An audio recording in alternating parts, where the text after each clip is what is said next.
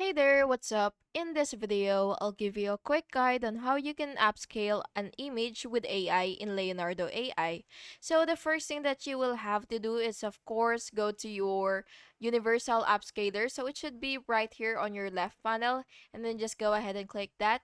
And of course, you do have to make sure as well that you do have this feature. And once you're here, what you will have to do is just add an image to get started. So yeah, upload the image that you would want to enlarge, and then you will just have to go to your left panel, and then you will just have to select the scale factor, which is right here. So yeah, it really depends on you on how big you want how big you want it to be, or yeah, you could also adjust the enhancement settings like the sharpness or the noise if it is available for you, that is.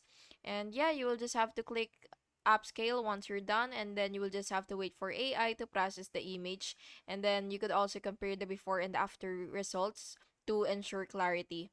And yeah, that's basically just it. I hope you found this video helpful. And if you did, please make sure to like and subscribe for more videos like this. Thank you and have an awesome day.